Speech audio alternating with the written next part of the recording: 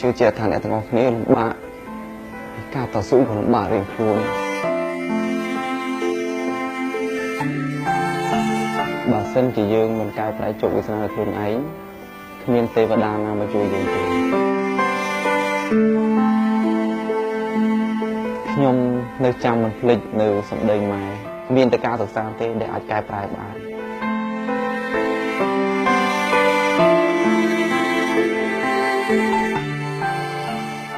កាលពីដើមឡើយឪពុកម្ដាយរបស់ខ្ញុំគាត់មានស្រែមានចំការធ្វើដូចគេដូចឯងនេះគ្នាចំពោះជីវភាពគ្រួសារបើប្រៀបធៀបនៅជំនាន់នោះគឺមានជីវភាពគ្រប់គ្រាន់ប៉ុន្តែអកុសលនៅពេលដែលម្ដាយខ្ញុំធ្លាក់ខ្លួនឈឺអ្វីៗគ្រប់យ៉ាងក៏ត្រូវលាទាំងអស់ខ្ញុំត្រូវដើរស៊ីឈ្មោះដកស្ទូងនៅពេលដែលខ្ញុំរៀននៅថ្នាក់ទី10 11 12ខ្ញុំអត់ដែលបានរៀនគួរនឹងគេទេព្រោះអត់មានលុយបានលុយមកមិនសមទិញម្ហូបទិញអីហើយផ្ញើទៅផ្ទះដើម្បីទិញកខ្លះទៅធ្វើការនៅរហូតដល់ទល់ដល់ថៃជាកម្មករលាងឡានហើយនឹងចាក់សាំងឲ្យគេអ្នករត់តុពេលថ្ងៃនៅភោជនីយដ្ឋានពេលយប់នៅក្នុងក្លឹបថ្ងៃសៅរ៍ទឹកខ្ញុំតែធ្វើការសំណងទោះបីជាត្រូវធ្វើការធ្ងន់ព្រោះធ្លាក់ឈាមប៉ុន្តែគ្មានអ្នកណាដឹងខ្ញុំជួបមនុស្សគ្រប់ប្រភេទខ្ញុំធ្វើការជាមួយអ្នកតូចតាចអ្នកក្រីក្រធ្វើការជាមួយនឹងអ្នកលាងឡានធ្វើការជាមួយនឹងអ្នកកម្មករសំណង់ធ្វើការជាមួយនឹងអ្នកមិនមានចំណេះដឹងធ្វើការដើរជាមួយនឹងក្មេងពៀក្មេងអីគឺខ្ញុំស្គាល់ទាំងអស់ហើយខ្ញុំក៏ធ្លាប់ដើរជាមួយនឹងអ្នកថកែមួយអ្នកមានអញ្ចឹងទៅខ្ញុំអាចសិក្សាដឹងថា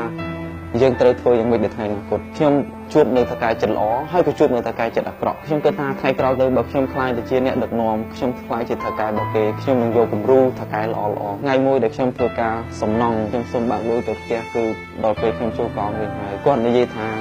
បើប្អូនឯងលើកស៊ីម៉ង20បាយឡើងទៅជាន់ទី6អស់ប្អូនឯងទៅផ្ទះខ្ញុំចាប់ដើមលីខ្ញុំសុខចិត្តជំនះដើម្បីរៀនខ្ញុំលីស៊ីម៉ង20បាយឡើងទៅជាន់ទី6ដាក់ស៊ីម៉ងគ្រប់ខ្ញុំចង់វិញទីមផលខ្ញុំទទួលបានលុយបានផ្ទះនេះហើយ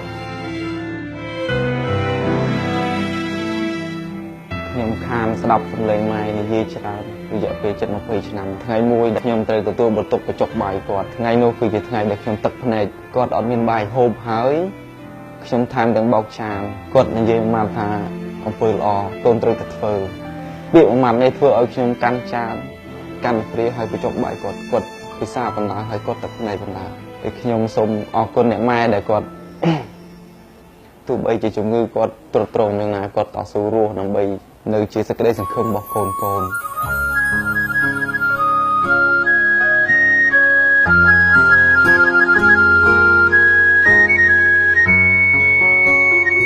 ុំអន់ចិត្តចំពោះឪពុករបស់ខ្ញុំដែលគាត់ធ្វើបាបប្រើស្អាតគ្រួសារចំណុចនេះដែលខ្ញុំចាំភ្លេចតែខ្ញុំត្រូវតែខំរៀនខ្ញុំនៅតែគោរពស្រឡាញ់គាត់ប៉ុន្តែខ្ញុំតែឃើញគ្រាមួយ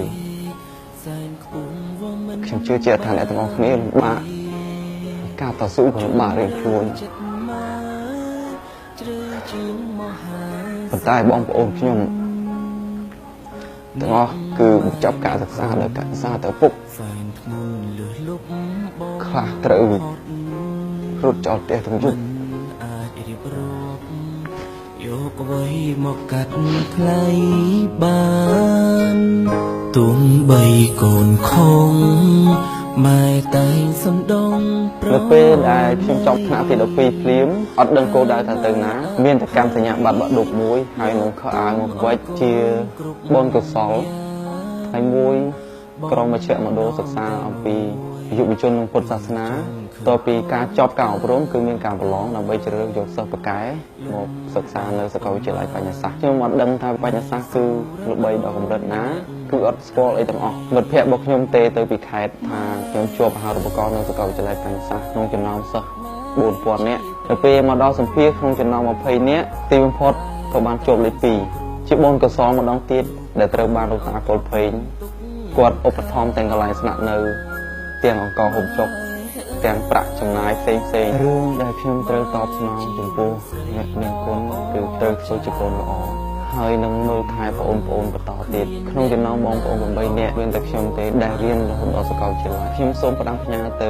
កូនខ្មែរទាំងអស់ខ្ញុំមិនមែនគិតថាខ្ញុំលំបាកនោះគឺខ្ញុំលំបាកជាងគេទេអ្នកខ្លះលំបាកជាងខ្ញុំអ្នកខ្លះកំព្រាម៉ែអើយគឺគាត់លំបាកមែនទែនប៉ុន្តែគំនិតដែលសំខាន់មួយគឺការតស៊ូបើយើងជួបការលំបាកហើយយើងបោះបង់ចោលថ្ងៃក្រោយយើងអត់ជោគជ័យទេ